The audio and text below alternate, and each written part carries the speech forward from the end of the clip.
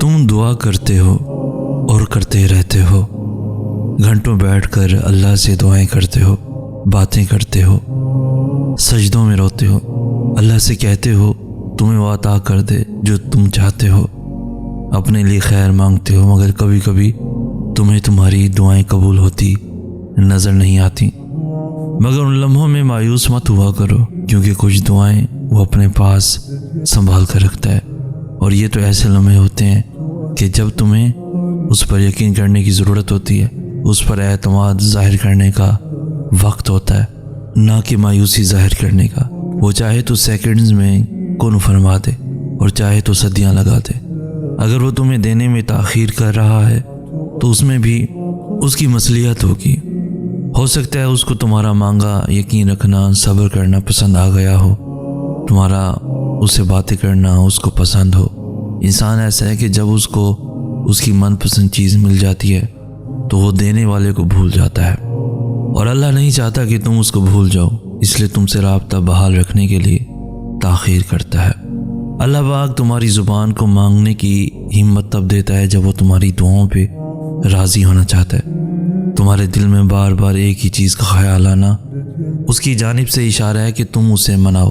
وہ تو ان دعاؤں کے لیے بھی وسیلے بناتا ہے جو تم نے اس سے کبھی مانگی ہی نہیں ہوتی، پھر وہ ان دعاؤں کو کیسے ادھورا چھوڑ سکتا ہے جنہیں تم تڑپتے ہوئے اس سے بار بار مانگتے ہو۔ اس دیری سے مت گھبراؤ، بس اتنا یاد رکھو کہ جو کام اللہ کی رضا کے لیے کیا جائے وہ عبادت ہے، پھر چاہے وہ انتظار ہو، یقین ہو، صبر ہو یا دعا ہو۔ ٹوٹے ہوئے دل سے نکلی ہوئی صدا کبھی خالی نہیں جاتی، اور عبادت کا صلہ کبھی رائے گا نہیں جاتا۔ تو بھی یہ سب جانتے ہوئے بھی تم کیوں اسے مانگتے ہوئے تھک گئے ہو جو تمہیں دیتے ہوئے نہیں تھکتا؟ تمہاری دعائیں ہی تمہارا یقین ہے کہ اللہ ضرور دے گا، اور کن محبت ہے اس کی کہ وہ دے دیتا ہے۔ اب قبولیت کے ذریعے اس کے ایک حکم پہ رکے ہیں، اور اس کا حکم صرف تمہاری ایک پکار کا منتظر ہے۔ اے اللہ، میں دوبارہ لوٹ آیا ہوں، میں آپ سے بہت باتیں کرنا چاہتا ہوں۔ میں جانتا ہوں کہ میں نے آپ کے منصوبوں پر بہت سوال اٹھائے ہیں، میں نے روتے اور سسکتے ہوئے اپنا وقت گزارا، یہ جانتے ہوئے بھی کہ آپ نے میرے لیے یہ فیصلہ کیا ہے۔ میں نے پچھلے چند مہینوں میں بہت سے سوالات کیے ہیں، میں اسے کہیں زیادہ رویا ہوں جتنا میرا دل اور میری روح برداشت کر سکتی ہے۔ میں نے ایسی باتیں سوچی جو مجھے شاید نہیں سوچنی چاہیے تھی، لیکن میں جانتا ہوں کہ آپ سب سے زیادہ رحم کرنے والے ہیں۔ میں تھک گیا ہوں، لیکن آپ ان سب سے پہلے ہی آگاہ ہے۔ اس وقت میرا دل بہت درد میں ہے، میرے آنسو رکنے کا نام نہیں لے رہے، میری روح تڑپ رہی ہے، میں بہت تکلیف میں ہوں۔ میں نہیں جانتا میری قسمت میں کیا ہے، آنے والے کل میں میرے ساتھ کیا ہوگا، آپ نے میرے لیے کیا لکھا ہے، میں کچھ نہیں جانتا، لیکن مجھے اس بات کا علم ضرور ہے کہ مجھے آپ پر دل سے بھروسہ کرنا ہے اور سب کچھ آپ کے ہاتھ میں چھوڑنا ہے۔ مجھے آپ پر توکل رکھنا ہے، اور جو کچھ بھی ہو رہا ہے اسے قبول کرنا ہے، اور جو بھی آپ نے میرے لیے منصوبہ بنایا ہے اس پر راضی رہنا ہے۔ یہ مشکل ہے، لیکن میں جانتا ہوں کہ آپ مجھے اس وقت سے بھی نکال لیں گے۔ آپ میرے ساتھ کبھی کچھ غلط نہیں ہونے دیں گے۔ آپ نے کچھ بہت ہی خاص لکھا ہوگا میرے نصیب میں۔ بالآخر آپ سب سے زیادہ رحم کرنے والے، انتہائی مہربان اور انتہائی محبت کرنے والے ہیں۔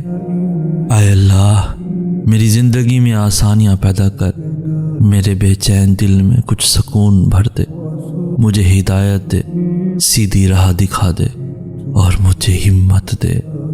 اللہ کی مدد تب آتی ہے جب مایوس کن حالات میں بھی تم دل پر دماغی وسوسے حاوی نہیں ہونے دیتے، اور تمام در بند نظر آنے کے باوجود پورے یقین سے اللہ سے رجوع کرتے ہو، تو وہ تمہارے لیے ایسے ذریعوں سے مدد بھیجتا ہے جن کے بارے میں تمہاری عقل گمان بھی نہ کر سکتی ہو، پھر بگڑتے کام سنورتے ہیں اور دعائیں سن لی جاتی ہیں۔ تمہارا پختہ یقین اللہ سے اپنی بات منوا لیتا ہے۔ دعا ان طریقوں سے آپ کی مدد کرتی ہے جو آپ اپنے وہم و گمان میں بھی نہیں سوچ سکتے۔ اس بات سے کوئی فرق نہیں پڑتا کہ آپ کے سامنے کتنی رکاوٹیں کھڑی ہیں، بس آپ نے اتنا یاد رکھنا ہے کہ اللہ ہمیشہ آپ کے ساتھ ہے، اور جب تک اللہ آپ کے ساتھ ہے آپ کوئی بھی جنگ جیت سکتے ہیں۔ تو جب کبھی دل مایوس ہونے لگے تو یاد کرنا جب اللہ نے قرآن میں فرمایا تھا کہ نوح علیہ السلام کے اس وقت کو یاد کرو کہ جب اس نے ہمیں پکارا تو ہم نے اس کی دعا قبول کر لی۔